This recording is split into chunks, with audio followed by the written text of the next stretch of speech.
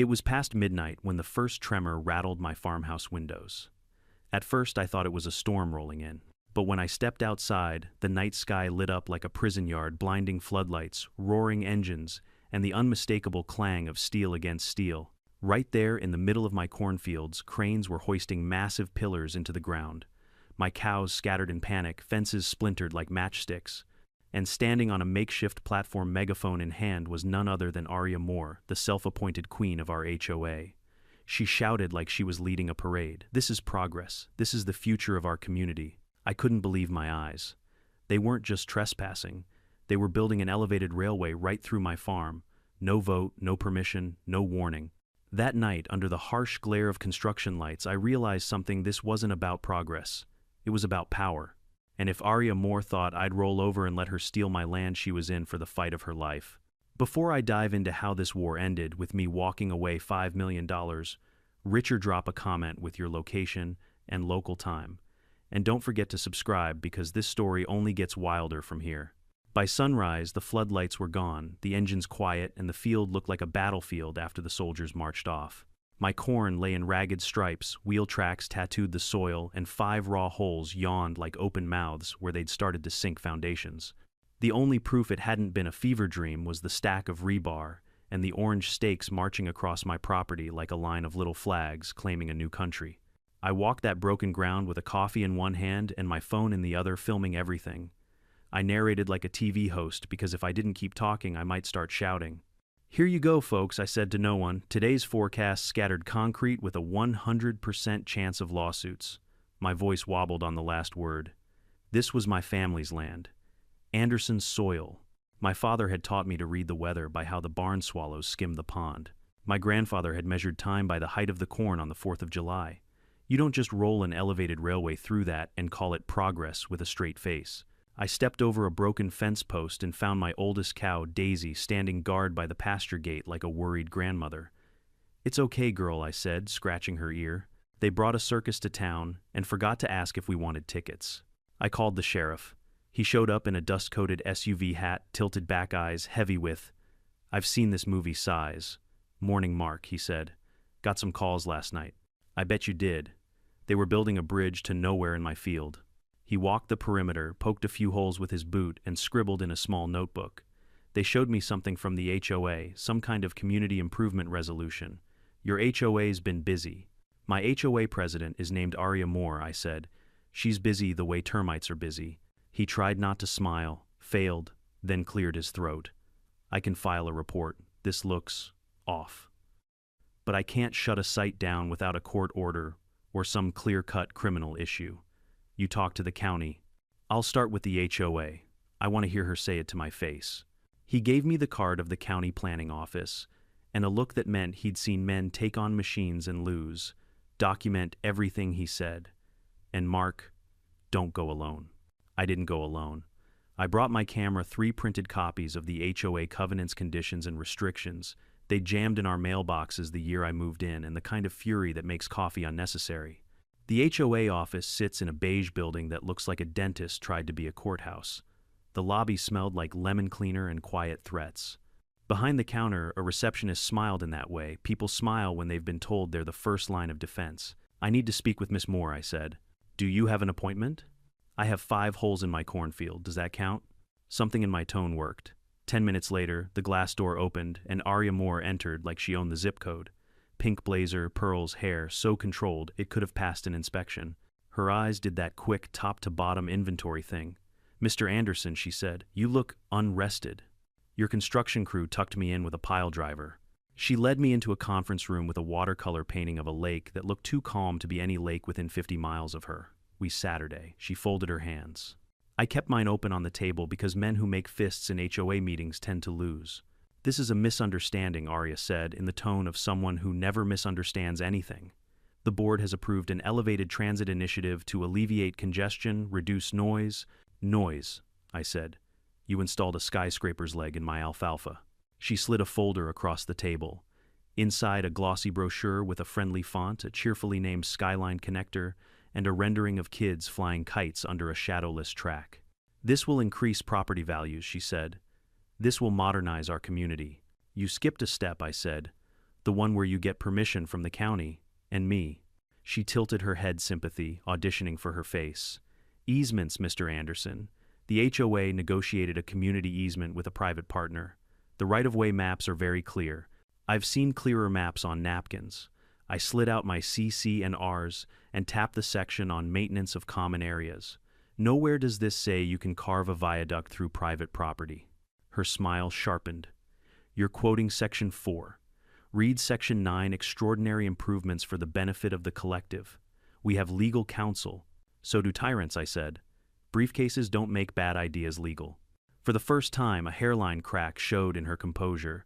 Mr. Anderson, the board understands change can be anxiety-provoking for certain homeowners. We're offering a goodwill stipend for those affected. We'd be happy to talk numbers. Is there a number that unpours concrete out of a hole, I asked? Because what I want is my field back. We'll take your concerns under advisement, she said, which is HOA for, we'll file them in a drawer that doesn't exist.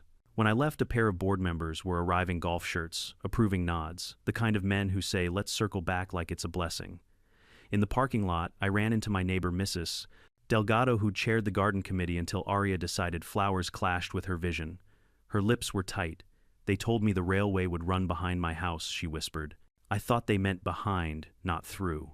They'll keep moving the word behind until it wraps around the whole town, I said. Back at the farm, I started making calls. County planning put me on hold with a loop of cheerful banjo that made me want to fight a jukebox. The state transportation office confused. No approved rail expansion permits filed under our subdivision, and a friend who works as a civil engineer who said elevated structures require environmental impact statements and geotech reports. If they're not on file, someone's lying. Someone was, and I had a short list. That afternoon, I found an orange envelope taped to my mailbox, notice of violation. According to the HOA, my perimeter fence was non-compliant due to unauthorized modifications. The unauthorized modification was the part where their forklift had driven through it. I laughed, the kind of laugh that tastes like coins. Aria was drawing the battle map in fines. I built my own. I created a folder on my desktop called Skyline Lies and filled it with time-stamped videos, still photos, receipts for damaged feed vet bills for a calf that cut its leg on twisted wire. I wrote down everything Aria had said, word for practiced word.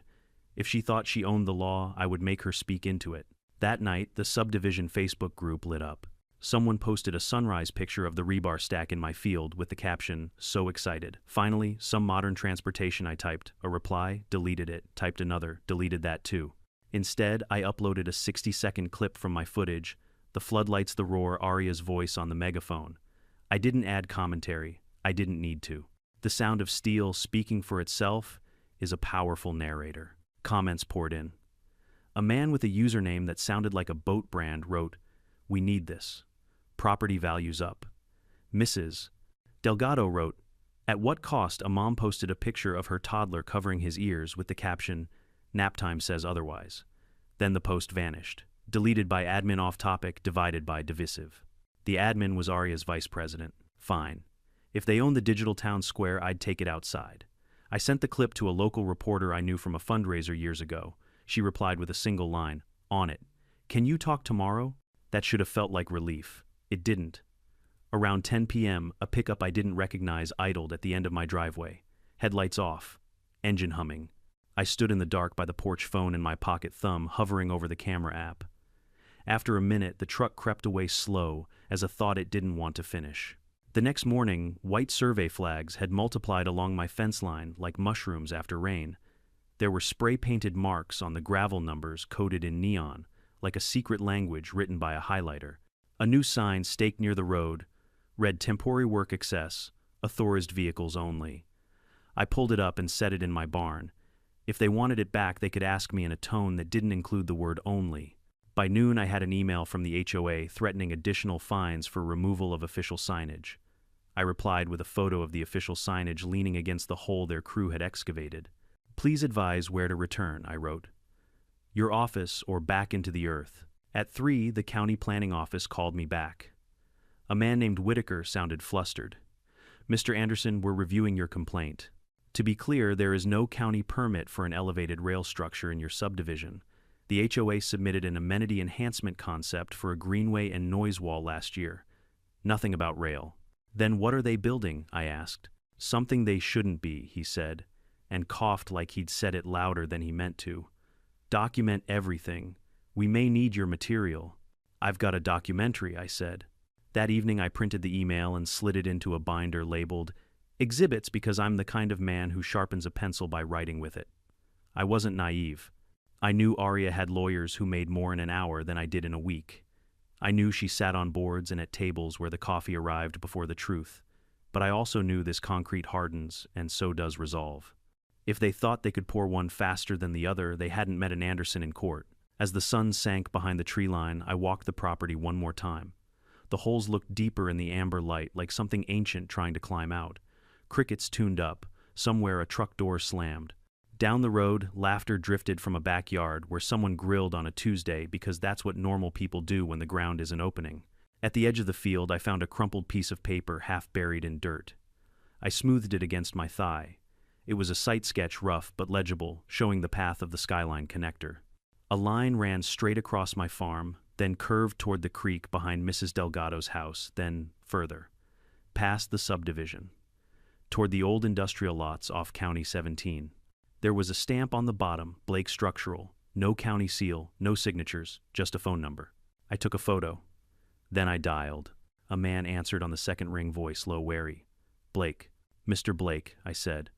My name is Mark Anderson. I think your client is building something they don't have permission to build. On my land. Silence. A breath. Then meet me where the gravel road meets the creek. No cameras. After dark. The line went dead. I stood alone in my field, the paper soft and gritty in my hand, and for the first time since this started I felt something new slip under the anger. It felt like a door cracking open. When Ethan Blake told me to meet him at the creek, I expected a cautious handshake, maybe a manila envelope. What I didn't expect was to walk into the middle of a construction invasion that looked more like a military operation than a neighborhood project. The gravel crunched under my boots as I made my way down the dark lane.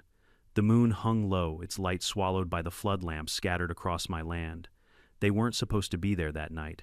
After the midnight fiasco, I thought they'd at least wait until daylight to sneak in again. But apparently when you're stealing land, sleep is optional. I crouched near the tree line and watched. A convoy of flatbed trucks was lined up like an iron snake.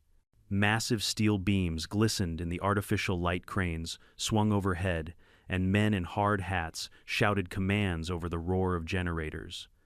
My stomach dropped. They weren't testing. They weren't poking holes. They were building.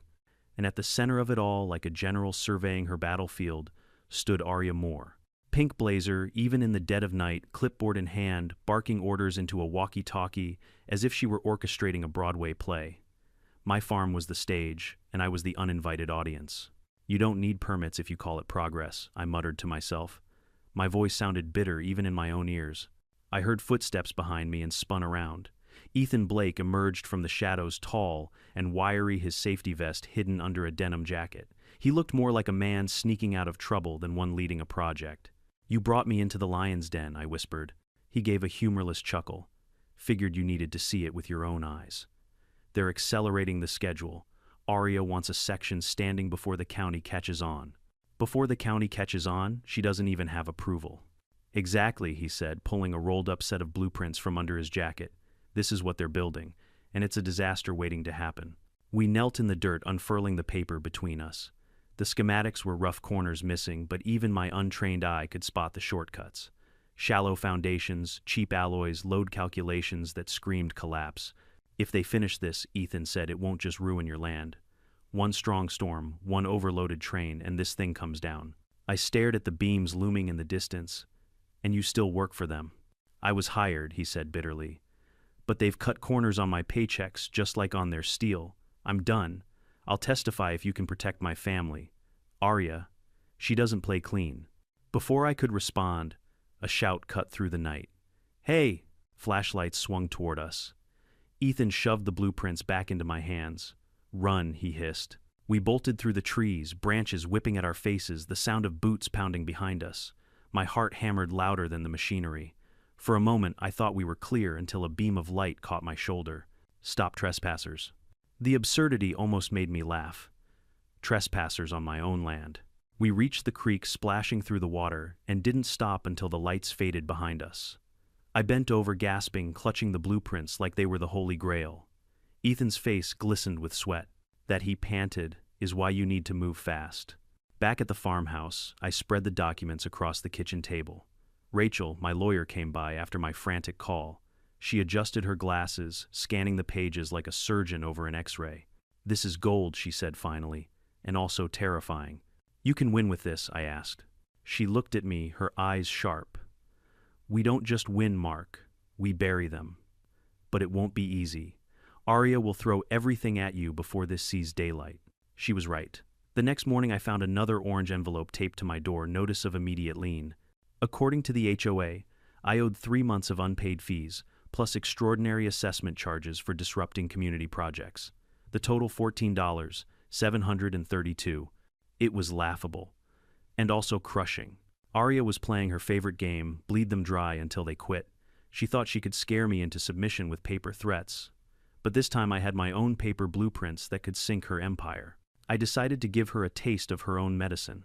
That night I uploaded a blurry screenshot from the schematics with the caption, "HOA wants to build this on private property without approval. Would you trust it?" Within hours my post spread like wildfire. Neighbors who had shrugged before now flooded the comments. "Wait, what? No permits? This looks dangerous." Others still defended her. "Trust the HOA. They know best." But for the first time, doubt cracked the facade. Arya responded in classic fashion. She called an emergency HOA meeting the next evening. I showed up early, binder under my arm, Ethan waiting nervously in the car. The hall buzzed with chatter, folding chairs, scraping neighbors craning to see what fireworks were about to go off. Arya took the podium like a queen, addressing peasants. "There's been some misinformation circulating," she said sweetly. "Let me assure you, the Skyline Connector is fully approved and beneficial to everyone here." I stood. "Then, show us the permits." Gasps rippled through the room. Arya's smile stiffened. "Mr. Anderson, you're out of order." "I'll wait," I said, arms crossed. She launched into a tirade about unity, progress, community values. Classic distraction. But when I pulled out the blueprints and held them up, the room fell silent. "These," I said, "are your so-called approved plans. Signed by no one, stamped by nothing. Built with materials cheaper than a dollar store lawn chair. One storm, and this thing falls on our houses." Neighbors murmured, some rising to see the papers. Arya banged her gavel like she was presiding over a kingdom. "These documents are stolen property," she shouted. "Stolen," I said. "From my own land." The room erupted. Some defended her, others sided with me, voices clashing like cymbals. Through the chaos, I caught her glare, sharp, venomous, promising retaliation. I walked out that night with more enemies than friends, but also with something priceless: doubt spreading through her ranks. For Arya Moore, doubt was poison. When I got home, a rock lay on my porch with a note tied to it: "Drop it or else." I sat in the dark kitchen staring at the note, the blueprint spread before me, Daisy mooing softly in the pasture like she knew something was wrong. Arya thought fear would break me, but fear mixed with anger is just fuel, and I was just getting started. The emergency meeting had ended in chaos, but that was only round one. Arya wasn't the type to lick her wounds quietly. By the time the weekend rolled around, she'd scheduled a special session of the HOA board, complete with catered finger sandwiches and a hired security guard who looked like he wrestled refrigerators for fun. I showed up anyway. Binder in hand, boots muddy from the field, the smell of my barn still clinging to me like armor. People turned their heads when I walked in. Some nodded sympathetically. Others avoided eye contact as if HOA trouble was contagious. At the front of the room, Arya sat with her board like a queen, flanked by courtiers. Pink blazer again, pearls again, hair sprayed into the shape of authority itself. She tapped her gavel 3 sharp knocks, and the room fell into uneasy silence. "Order," she declared. "We are here to address the disruptive actions of one homeowner, Mark Anderson." I laughed. Couldn't help it. "Funny," I said. "I thought we were here to talk about the elevated railway sprouting through my field like a steel weed." Snickers from the back. Arya's eyes narrowed. "Mr. Anderson, you will wait until you are recognized." "I've been recognized enough," I shot back. "Every time a crane parks on my property." Gasps fluttered through the crowd. The security guard shifted his stance, but Arya held up a manicured hand. She wanted this fight on her stage. "Let's be clear," she said, voice syrupy. "The board is acting in the best interests of the community. Progress requires vision. Progress requires sacrifice." And sometimes she let her eyes rest on me, that sacrifice is personal comfort. "Comfort," I barked. Lady, they dug 5 craters in my cornfield. My fence is rubble. My livestock is terrified. That's not comfort, that's theft with extra steps. Her smile froze into something sharper. Mr. Anderson has been spreading misinformation online. Unverified documents, stolen property. That's when she signaled to her vice president, a man named Greg Holt, slick hair, slicker tongue. He stood with a flourish, holding up color-printed screenshots of my social media posts. Here we see Mr. Anderson deliberately undermining the community by posting fabricated plans Greg intoned like he was addressing a jury. This damages property values, scares families, and I cut him off. Fabricated. That blueprint came straight from your engineer, Blake Structural. You know him, don't you? Or did you stiff him on payments too? A murmur rolled through the room. Someone whispered, I heard about that, and suddenly half a dozen neighbors leaned toward each other, buzzing like bees. Arya slammed her gaul. Olda? But the murmurs grew. People wanted answers, and for the first time they weren't buying the HOA's script. I took my chance. I pulled out a glossy 8x10 photo from my binder, one of the blueprints Ethan had given me enlarged and highlighted. I held it high. Look at this, I said. No county seal, no permits, just sloppy math and shortcuts. This isn't progress, it's a liability waiting to collapse on our homes. And Arya wants us to clap for it like trained seals. The room tilted in my favor. Neighbors craned their necks, whispering louder now.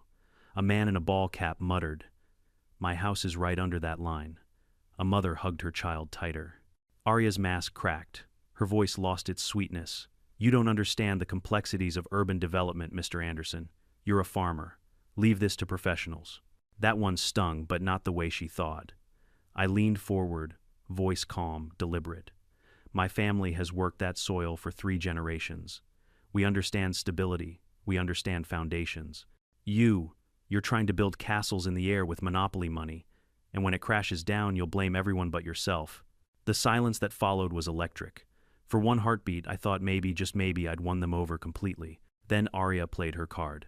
She snapped her fingers, and the security guard lumbered forward with a manila folder. He handed it to her, and she pulled out a crisp stack of papers. These, she announced, are official violations committed by Mr. Anderson over the past year. She began reading them aloud one by one. Unauthorized barn extension, improper placement of farm equipment, grass height exceeding 6 inches, unapproved signage. The audience tittered. Someone laughed outright. Arya smiled like a cat. According to HOA bylaws, she continued these violations result in fines totaling $18,400. I felt the room shift. Sympathy evaporated, replaced with unease. Neighbors who had looked supportive now leaned away from me as if my debts were contagious too. That was her genius move, turn me from victim to delinquent in the eyes of the crowd. I swallowed hard. The numbers were fake, inflated, absurd, but numbers have a way of sounding real when they're read from a podium. 18,000. I repeated, my voice low. For a barn that was here before the HOA existed. For grass that feeds the cows you're scaring to death. For signs you tore out of my soil with your own machines. I looked around. Faces avoided mine. Even Mrs. Delgado, my one-time ally, stared down at her lap. Arya leaned in, savoring the kill. If you can't follow the rules, Mr. Anderson, perhaps you should consider selling your property to someone who can. That was it. The humiliation. The trap she'd set. In one move, she painted me as the outlaw, the troublemaker, the man drowning in fines. I could have exploded right then. I could have shouted until my voice broke. But instead I smiled. Because while Arya had her folder of violations, I still had the blueprint. And Ethan, and Rachel, and the county email sitting in my inbox confirming no permits had ever been filed. This wasn't the final act. This was just Arya's encore before the curtain really rose. I closed my binder, tucked it under my arm, and stood. You've made your point, I said evenly, and I've made mine.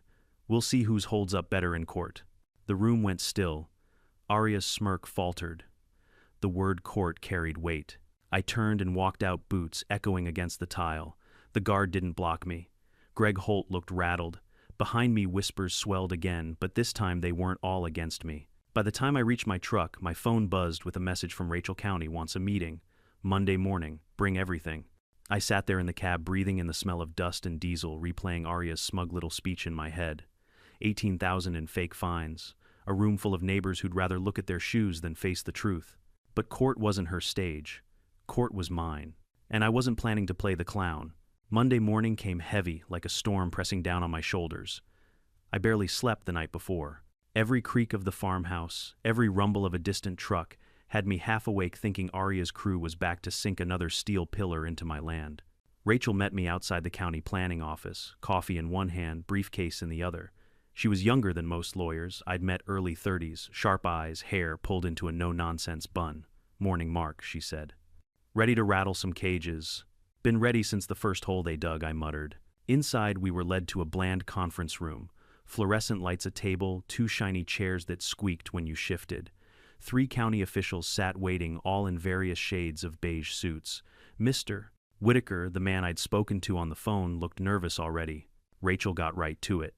She laid out the binder I'd built: photographs, videos, damage receipts, copies of the CC and Rs, and most importantly, the blueprint Ethan had risked himself to hand over. "These," she said, pointing to the schematics, "are structural plans currently under construction on Mr. Anderson's private property. No permits filed, no environmental reviews, no county approval." Whitaker adjusted his glasses. "We didn't know this was happening." "Then what exactly is your office approving?" Rachel pressed. One of the other officials flipped through the pages, paling as he scanned. "This is bad," he muttered. "If they're building without oversight, they are." I cut in. "I watched them. I filmed them. They're faster than termites and twice as destructive." The room grew tense. Finally, Whitaker sighed. "We'll need to investigate. If you could provide sworn affidavits, witness statements—" "You'll have them," Rachel said. Walking out, I felt a flicker of hope, but Rachel tempered it quickly. "They'll move slow. Bureaucracies always do. Meanwhile, Arya will move fast. You need more than permits and complaints. You need a smoking gun." "I've got Ethan," I said. "Then protect him," she warned. "Because if he flips, you're standing alone." That night, Ethan came by the farmhouse. He looked worse than before, dark circles, a jitter in his hands. "They know," he whispered the second I opened the door. "Someone tipped them off. I've been talking to you." I let him in, poured him a glass of water. "What happened?" "2 guys in HOA jackets showed up at my site office this morning, said they needed my hard drive for auditing. When I asked for paperwork, they just smiled. My files are gone." My gut tightened. "Do you have backups?" He nodded shakily. "Encrypted copies. But if they realize I still have them, then we keep them safe," I said. I locked his flash drive in an old metal toolbox I kept in the barn, one with a padlock, so stubborn you needed both patience and profanity to open it. Sometimes old-fashioned security beats digital tricks. Ethan leaned forward. "Mark, you don't understand. That design isn't just sloppy, it's catastrophic. The support beams they ordered are rated for half the load they'll carry. The soil under your farm isn't stable enough for their foundation depth. When not, if that structure fails, it'll kill people." I stared at him. My anger at Arya sharpened into something darker. She wasn't just trespassing, she was gambling with lives. The next morning, another envelope waited at my gate. This one wasn't orange, it was stark white, official-looking. I tore it open and read, "HOA Board Resolution, Immediate Forfeiture of Voting Rights, Anderson Household." So now I wasn't just fined. I was stripped of my say in the community altogether. A dictator's trick: silence. The dissenter then called the silence agreement. I laughed out loud, the sound hollow across the empty fields.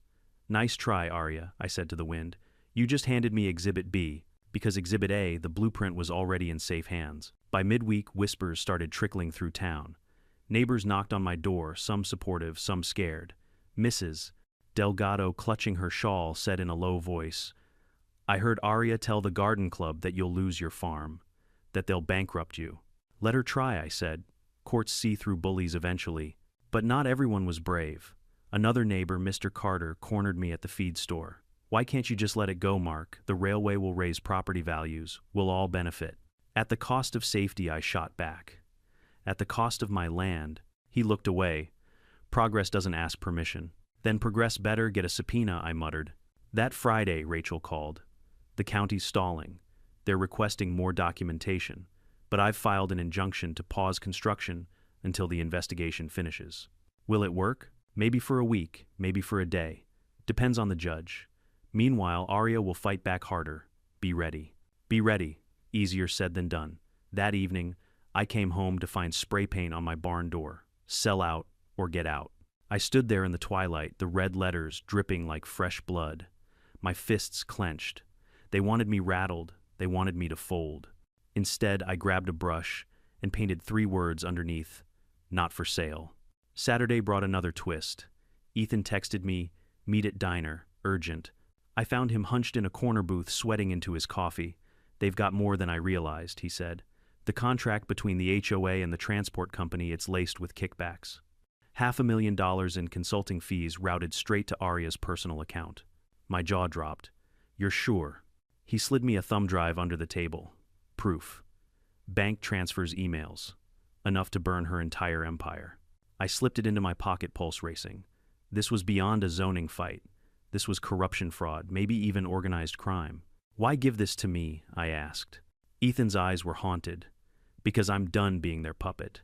And if something happens to me, make sure the world sees it." I barely made it home before headlights swept across my driveway. A black SUV idled at the gate windows, tinted engine low and menacing.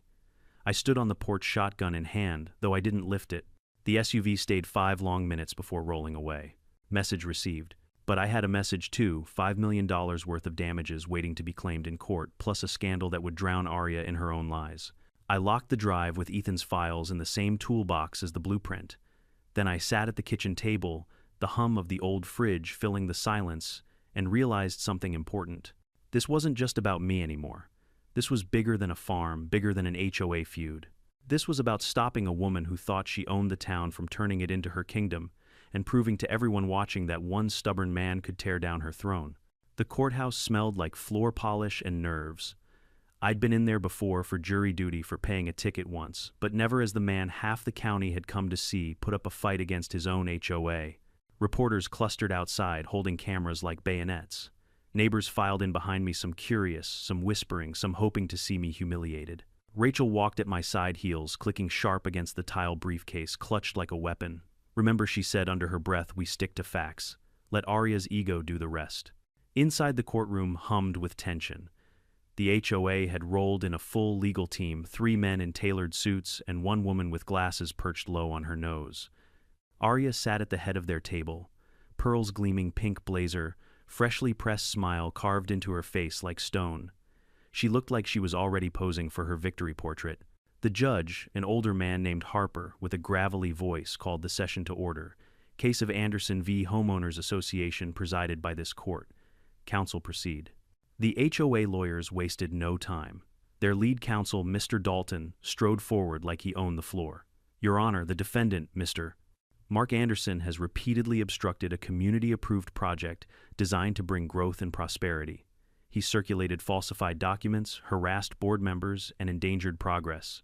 Progress. That word again. They wielded it like a sword, hoping it would cut deeper than truth. Rachel stood next, calm and precise. "Your Honor, what Mr. Dalton calls progress is, in reality, an illegal construction project. The HOA had no authority to seize private farmland, no permits from the county, and no safety studies. We will show evidence of forged documents, financial corruption, and deliberate intimidation against my client." Murmurs rippled through the gallery. Judge Harper banged his gavel. "Quiet. Counsel, call your first witness." The HOA paraded witnesses, first a couple of board members parroting rehearsed lines about community vision. Greg Holt, their slick vice president, testified that the board had followed all proper procedures. Rachel rose for cross-examination. "Mr. Holt, can you produce the county permit for this elevated railway?" He shifted in his chair. I don't have it with me." "Do you know if it exists?" His jaw tightened. "I trust the board's process." "That's not what I asked." Rachel leaned closer. "Yes or no, does a permit exist?" Greg's silence answered better than words. Then came Arya herself. She walked to the witness stand like it was a runway. She swore the oath, sat, and folded her hands. "Miss Moore Dalton began, please explain to the court the purpose of the Skyline Connector." She smiled sweetly at the jury. "To bring prosperity, safety, and convenience to our community. Elevated transport will reduce traffic, increase property values, and ensure a better future for our children." Rachel rose. "Miss Moore, is it true the Skyline Connector runs directly through Mr. Anderson's private property?" "It runs where it needs to," Arya said smoothly. "For the greater good." "Greater good," Rachel repeated, pacing slowly. "Do you consider forging signatures the greater good?" The room buzzed. Arya stiffened. "I don't know what you mean." Rachel held up a blown-up copy of the contract. "This signature, supposedly the county commissioner's, is a forgery. We have a notarized statement from the commissioner himself denying he ever signed. Would you like to explain how it ended up on your paperwork? Arya's smile faltered. Clerical error, she said quickly. Clerical error, Rachel echoed. A clerical error worth $500,000 in construction funds. Gasps erupted. The judge hammered his gavel again. I watched Arya squirm for the first time, pearls glinting under the lights like beads of sweat. Then it was my turn. I swore the oath and took the stand binder clutched in my lap. Rachel guided me gently. Mr. Anderson, can you tell the court what you saw on your property? I told it all the midnight floodlights, the cranes, the cows scattering the holes drilled like wounds. I described the intimidation, the fines, the spray-painted threats. I kept my voice steady, but every word dripped with the weight of nights spent pacing the floor. Dalton pounced on Cross. Mr. Anderson, isn't it true you've had multiple HOA violations in the past? Grass height equipment placement? Violations created by their machines wrecking my property, I said evenly. They fined me for fences they broke. They call it law, I call it extortion. Objection, Dalton snapped. Overruled, Judge Harper said, almost bored. Dalton's face tightened. He switched tactics. Mr. Anderson, do you have a background in engineering? No. Then how can you claim this project is unsafe? I smiled. Because the engineer who built it told me so, and that was Ethan's cue. He walked in looking pale but determined. He swore in, sat, and opened a folder. Mr. Blake, Rachel began, please state your profession. Structural engineer. 15 years. And did you work on the Skyline connector? I was contracted by the HOA. Can you tell the court what you discovered? Ethan took a deep breath. The design is unsafe. Foundations too shallow, support beams underrated, soil conditions ignored. If completed, the structure risks collapse under routine load. Dalton leapt up. Speculation. Not speculation, Ethan said firmly. Math. Physics. Fact. Rachel slid another paper onto the evidence table. And Mr. Blake, can you explain these documents? He adjusted his glasses. These are financial records. Transfers from the transport company into accounts linked to Miss Moore. Kickbacks disguised as consulting fees. The gallery exploded with chatter. Even Judge Harper looked rattled. Order, he barked. Rachel turned to the jury. Ladies and gentlemen, this isn't about progress. It's about profit. A dangerous, illegal structure built on stolen land to line the pockets of those in power. Arya lost her composure. She jumped to her feet shouting, "This is a smear campaign. Lies from a bitter farmer and a disgruntled employee." Sit down, Miss Moore, the judge warned. She didn't. She ranted, pearls rattling as her voice cracked. This community needs leadership. Without me, it's nothing. I am the law here. Enough, Judge Harper thundered, slamming his gavel so hard it echoed off the walls. This court will not tolerate outbursts. Miss Moore, you are out of line. The jury stared at her wide-eyed. In that moment, she didn't look like a leader. She looked like a tyrant, unmasked. Closing arguments sealed it. Dalton droned on about vision and progress, but his words felt hollow. Rachel's voice cut through like a blade. Mark Anderson isn't just fighting for his farm. He's fighting for the truth. If this project goes unchecked, it won't be progress. It will be a disaster waiting to happen. And the people responsible will already have cashed their checks. She let the words hang heavy and sharp. The judge called recess. The jury filed out, whispers trailing behind. I sat at the table binder empty, now heart pounding. Rachel placed a hand on my arm. We did our part. Now we wait. I looked across the room. Arya sat, rigid eyes blazing with hatred. For the first time, she wasn't smiling. For the first time, she looked afraid. And I knew win or lose, this war was burning her kingdom down. The jury was out for less than 3 hours, but it felt like 3 lifetimes. Rachel and I sat in the empty corridor outside the courtroom, the fluorescent lights buzzing overhead. My boots tapped a nervous rhythm against the tile. Every time the door creaked, my heart leapt like it was trying to escape. You did great on the stand, Rachel said, though her voice was tight. The jury heard you. They saw through her act. I nodded, though I wasn't sure. Arya Moore had money, influence, and the arrogance of someone who believed the world bent to her will. People like that didn't just lose. The bailiff finally opened the doors. All rise.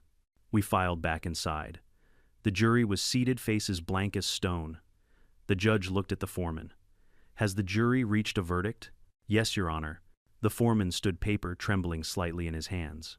In the matter of Anderson versus the Homeowners Association, we find in favor of the plaintiff, Mark Anderson. My knees almost buckled. The words rang in my ears like church bells. The foreman continued, "We award damages in the amount of $5 million for unlawful trespass, property destruction, emotional distress, and punitive damages." Gasps exploded across the courtroom. Reporters scrambled to scribble notes. Neighbors murmured in disbelief, and I just stood frozen, the number echoing in my skull. 5 million. Not 5,000. Not even 500,000. 5 million. Rachel grinned, triumphant, but Arya looked like marble cracking. Her carefully constructed mask shattered. She lunged to her feet, pointing at me. "This is outrageous. He's a farmer, a nobody. He tricked you all with fake witnesses and lies." "Sit down, Miss Moore," Judge Harper thundered. But she didn't. She ranted, pearls rattling against her throat. "I built this community. I made it valuable. Without me, you're just dirt and fences." The gavel slammed down like thunder. "Miss Moore, another outburst, and I'll hold you in contempt." Her lawyers tugged at her sleeves, whispering frantically, but she shook them off. She looked wild now, hair coming loose, lipstick smeared at the corners. She didn't look like a leader. She looked like what she really was, a tyrant, cornered. The judge finalized the order. HOA must dismantle the illegal structure, cease all construction, and pay damages within 90 days. The sheriff's deputies shifted, waiting for their cue. And then, like fate had a sense of humor, the double doors swung open. 2 men in dark suits entered, flashing badges. State investigators. The taller one spoke. "Your Honor, we have a warrant for the arrest of Arya Moore on charges of fraud, forgery, and embezzlement." The room detonated. Gasps, shouts. Reporters nearly fell over each other. Arya froze her mouth, opening and closing like a fish. "This is a mistake. You can't arrest me. I'm the president of the board." "You were the agent," said flatly, snapping cuffs onto her wrists. "Now you're under arrest." Neighbors who'd feared her for years whispered in shock. Some even clapped quietly as if afraid she'd still bite. Greg Holt, her vice president, turned pale and slipped toward the exit, but deputies blocked him. I just stood there, stunned. My enemy, my tormentor, was being hauled out of the courtroom in chains. For a moment, I almost pitied her. Almost. Afterward, the reporters swarmed me outside the courthouse steps. Microphones shoved in my face, flashes blinding. "Mr. Anderson, how do you feel about the verdict? Do you think the HOA will pay? What will you do with $5 million? I raised my hands, trying to steady the chaos. This wasn't just about money. This was about standing up to abuse of power. If they can bulldoze my farm, they can bulldoze anyone's home. Today proved they can't get away with it. Rachel leaned in and whispered, "Perfect soundbite." The crowd roared as deputies escorted Arya into a black SUV. Cameras clicked like machine gun fire. For the first time in months, I breathed freely. Back home, the farm looked different. The rebar was still piled up, the holes still gaping, but they no longer felt like wounds. They felt like scars healing. Daisy the cow greeted me at the fence, and for once I didn't feel helpless looking at her. That night I sat on the porch with a glass of sweet tea, Rachel's words echoing in my head. "You need more than permits. You need a smoking gun."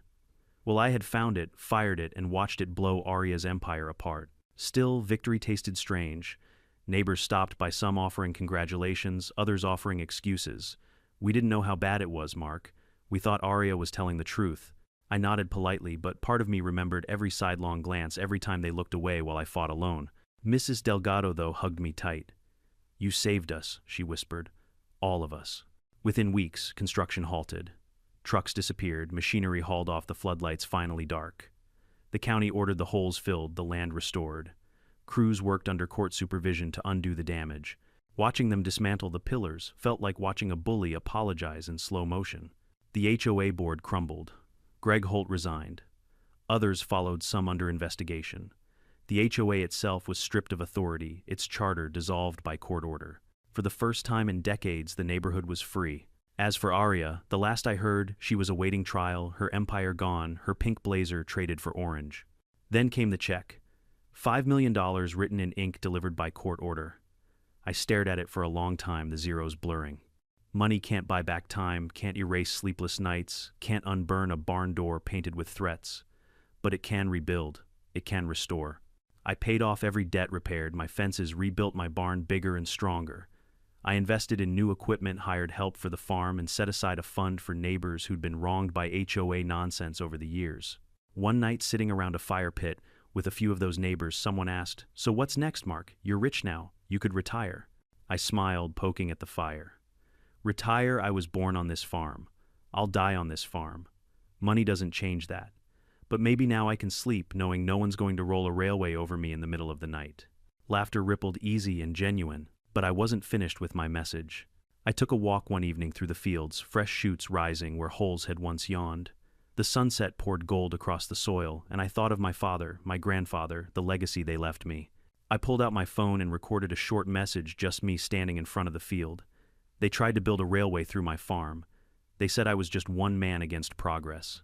But progress without permission isn't progress, it's theft. And today we proved no one is too small to fight back. I posted it online. Within days it spread. Messages poured in from strangers across the country, stories of their own HOAs, their own battles, their own bullies. I realized then this wasn't just my fight, it was everyone's. As the cicadas sang that night, I leaned back in my porch chair, tea glass, empty heart, finally steady. I'd gone to war with my HOA, stared down intimidation, humiliation, even threats. And I hadn't just survived, I'd won. $5 million richer, yes. But more than that, free. And freedom, I realized, was the sweetest harvest of all. The days after the verdict felt unreal. For months, my life had been consumed by noise construction crews tearing through my fields, late-night threats, endless meetings with lawyers, shouting matches at HOA gatherings. And suddenly silence. No engines, no floodlights, no Aria Moore with her smug pink blazer. Just the wind combing through my cornfields like it always had. The county wasted no time sending in contractors to dismantle what Aria had built. I stood at the edge of my property, arms folded, watching cranes lift away the same beams that had been planted like spears into my soil. It was strange, the sound of destruction felt almost musical when it was undoing someone else's mess. Daisy, the cow, ambled over, chewing lazily, as if to say, "Took you long enough, boss." I laughed for the first time in weeks, a full-bellied laugh that startled even me. Neighbors began stopping by, some out of guilt, some out of genuine relief. Mrs. Delgado brought a basket of tamales and hugged me so tight I thought my ribs would crack. "You saved us all," she said again. Mr. Carter, the one who'd told me to let it go, shuffled his feet awkwardly on my porch. "Guess you were right," he admitted. "I just didn't think anyone could actually beat her." "That's the thing about bullies," I told him. "They look 10 feet tall until someone pushes back. Then you realize it's all smoke and mirrors." The $5 million check arrived by certified mail, crisp as a winter morning. Rachel came by to watch me open it, grinning like she'd won the lottery herself. "What's it feel like?" she asked. "Like I'm holding the world's most expensive apology," I said. But money was only part of it. Justice that was priceless.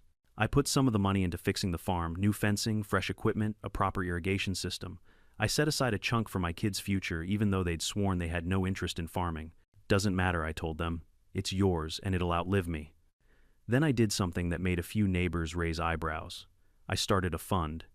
The Anderson Defense Fund, dedicated to helping homeowners in our county fight back against predatory HOAs. I figured if Aria could weaponize an HOA to build a railway, what was stopping another tyrant from paving over someone else's dream? The first family who came to us was a young couple fined for building a wheelchair ramp for their son.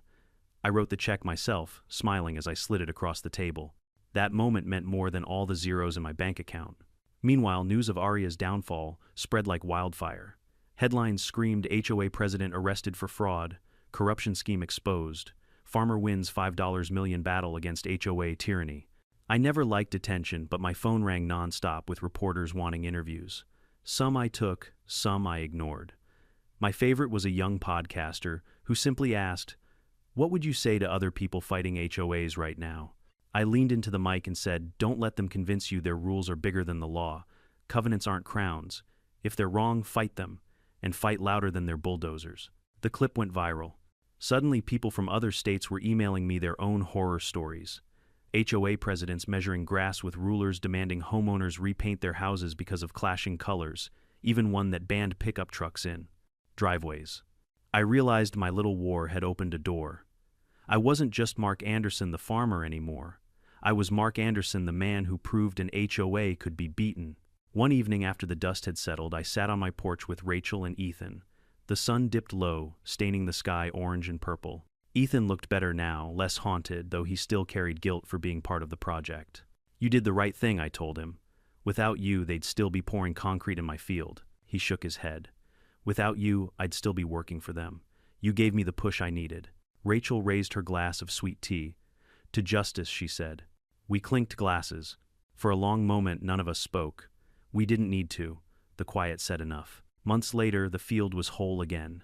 Grass grew where rebar once stabbed the ground.